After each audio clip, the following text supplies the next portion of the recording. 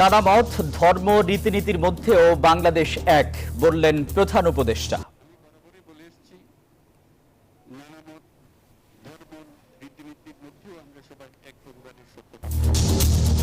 আন্তর্জাতিক বৌদ্ধবিহারে সম্প্রীতি ভবনের ভিত্তিপ্রস্তর স্থাপন।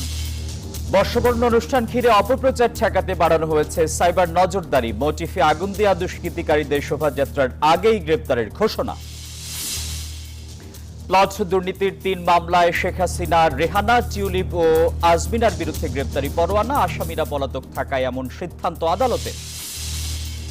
মাগুরার আসিয়ার মামলার চার্জশিট প্রস্তুত। আজকেই আদালতে দাখিল হবে চার্জশিট। অতি দ্রুত বিচার শেষ করার নির্দেশনা আইন উপদেষ্টার। গাজা ইসরায়েলি আগ্রাসন চলছেই। যুদ্ধবিরতি ভঙ্গের পর ৫০০ শিশু হত্যা।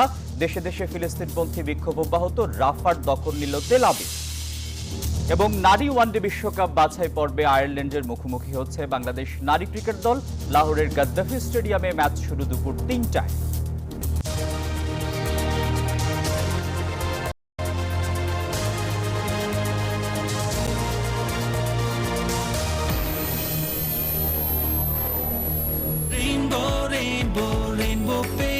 Rainbow Paints, the color of joy. সবাইকে স্বাগত জানাচ্ছি নিউজ 24 সংবাদে। আপনাদের সঙ্গে আছি আমি আসিফ টিপু। দেখছিলেন সংবাদ শিরোনাম। শব্দের আরেক নাম, একদম ইউনিক স্ট্রাকচারাল ডিজাইনের কসমো